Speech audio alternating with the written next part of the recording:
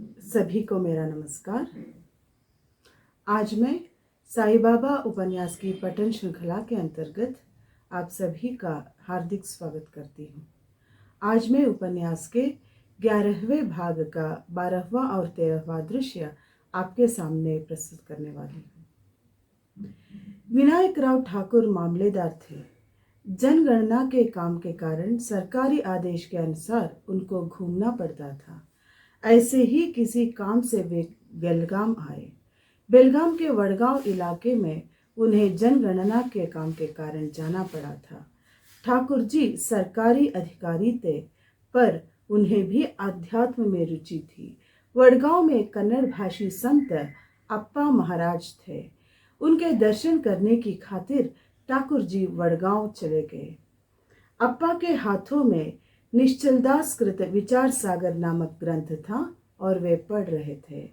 उन्होंने ठाकुर से पूछा, सरकारी सेवा में रहते हुए भी आपकी आध्यात्म में रुचि देखकर मुझे प्रसन्नता हुई। यह ग्रंथ निश्चल दास जी का है। निश्चल दास उत्तर भारत के महापुरुषों में से एक हैं। विद्यारण्य के पंचदशी को समझाने के लिए निश्चल दास ने यह ग्रंथ लिखा है। महाराज, आप मुझे उपदेश के साथ साथ दीक्षा भी दीजिए। हाथ जोड़कर ठाकुर जी ने कहा, देखिए, ये मेरा अधिकार नहीं है। आप जब नौकरी के कारण उत्तर दिशा में जाएंगे ना, तब रास्ते में आपको संयोग से एक महापुरुष के दर्शन होंगे और वे ही आपको मार्गदर्शन करेंगे। फिलहाल आप यह ग्रंथ लेकर पढ़िए। ठाकुर विचार सागर लेकर लौटे। फिर उनका तबादला जुन्नूर में हुआ। वहां उनको काफी परेशानी हुई। सांड पर बैठकर यात्रा करनी पड़ती थी। फिर उसके बाद उनका तबादला ठाणे जिले के कल्याण शहर में हुआ। वहीं उनकी मुलाकात नाना साहेब चंदोरकर से हुई और वे उनको शिरडी के बाबा के पास ले गए। बाबा को देखते ही ठाकुर जी का उनसे एकदम लगाव सा हो गया और उनकी आंखें नम हो गई। साष्टांग प्रणाम कर वे बाबा के सामने खड़े हो गए। त्रिकालदर्शी बाबा ने कहा, क्यों रे भगत, बेलगांव का कन्नड़ अप्पा क्या कहता है? उसके कहने के अनुसार यह सांड पर बैठकर घाट चढ़ने उतरने जैसा यहाँ का रास्ता आसान नहीं है। मेरे यहाँ शरीर जूझने के अलावा दूसरा उपाय नहीं है। ठाकुर जान गए, कहाँ बेलगांव और कहाँ शिरडी, पर बाबा का संचार हर जगह था। बाबा, मुझे अपनी शरण में लीजिए, आप ही मेरे तारनहार हैं। भगत, तूने विचार सागर पढ़ा है, पर एक बात का ध्यान हमेशा रख, सागर जैसे विचार की अपेक्षा बूंद जितना आचरण बहुत मायने रखता है। अप्पा महाराज ने जो भी बताया वो बिल्कुल ठीक है, पर जब वो आचरण में लाओगे तभी ठीक होगा। अब यहाँ कुछ समय निश्चल मन से रहो, धीरे धीरे सब जाने जाओगे। उसने हाँ में सिर हिलाया। 13वां दृश्य। नाना साहेब गीता का एक श्लोक गुनगुना रहे थे। नाना, क्या गुनगुना रहा है तू? गीता का एक श्लोक। फिर इतने धीरे क्यों गा रहा है? जोर से स्पष्ट आवाज में गाना। तद्धिति प्रणिपातेन परिप्रश्नेन सेवया उपदेशेति ते ज्ञानम ज्ञानिम तत्त्वदर्शिनम।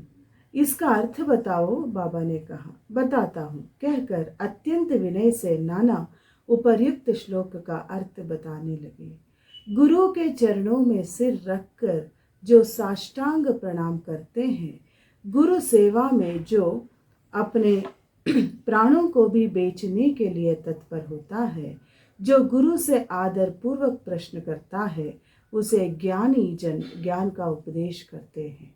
अर्थात श्री कृष्ण ने प्यार से जो अर्जुन को कहा था, अर्जुन गुरु सेवा और गुरु वंदन यही ज्ञान प्राप्त करा देते हैं।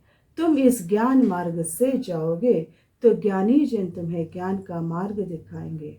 बाबा, मैं यही अर्थ समझ रहा हूँ। सबने भगवान के उपदेश की यही रीत बताई है। इस पर बाबा क्या कहते हैं, इस ओर सबका ध्यान था। सारे चर्चा सुनने लगे। नाना भी आतुर थे। नाना, पहले 2 चरणों का अर्थ तो मान्य है, पर शेष चरणों का अर्थ ठीक नहीं है। मतलब नाना, श्लोक का तीसरा चरण समझ लो, ज्ञान शब्द के पीछे आ लगाओ, तो फिर उस चरण का अर्थ दोबारा समझ लो। मैं कुछ उल्टा कह रहा हूँ या गलत कह रहा हूँ, या फिर सभी विद्वानों का अर्थ गलत है, ऐसा मत समझ। ज्ञानी ज्ञान का उपदेश करेंगे, ऐसा जो तुम कह रहे हो वहाँ अज्ञान का उपदेश करेंगे। ऐसा शब्द लगा के देखो तो तुम्हें सही अर्थ लगेगा। कारण ज्ञान बोलने का विषय नहीं है, फिर उपदेश कैसा किया जा सकता है। इसलिए ज्ञान शब्द के बदले उसका विरोधी शब्द इस्तेमाल करो, फिर उसका अर्थ तुमको लगेगा। तुम्हारे ज्ञान शब्द का अर्थ तो हमने समझ लिया, पर अगर वहाँ अज्ञान शब्द भी रहे तो क्या बिगड़ेगा। अज्ञान वाणी का विषय हो सकता है, पर ज्ञान शब्दातीत है। जिस प्रकार वार गर्भ से लिपटा रहता है, धूल दर्पण पर या राख आग पर ढकी रहती है, उसी प्रकार अज्ञान भी ज्ञान पर ढका रहता है। गीता में भी यही तो कहा गया है। इसलिए अज्ञान को हटाने से अपने आप ज्ञान प्रकाशमान होता है। ज्ञान स्वयं प्रकाशित है, किंतु वह काई से आच्छादित शुद्ध जल सा है। जो मनुष्य इस काई को हटाता है, उसे ही शुद्ध जल की प्राप्ति होती है। जिस प्रकार सूर्य चंद्र ग्रहण के समय प्रकाशमान रहते हैं, पर राहु केतु हमारी दृष्टि में बाधा उपस्थित करते हैं, सूर्य चंद्र को कोई धक्का नहीं लगता, बस हमारी दृष्टि के मार्ग में ही बाधा उपस्थित हो जाती है। वैसे ही ज्ञान अपने स्थान पर स्वयं सिद्ध और सुरक्षित रहता है।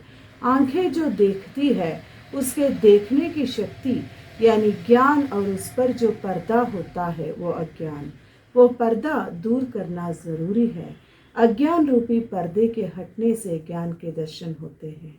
बाबा के इस नए अर्थ स्पष्टीकरण से नाना चकित हुए।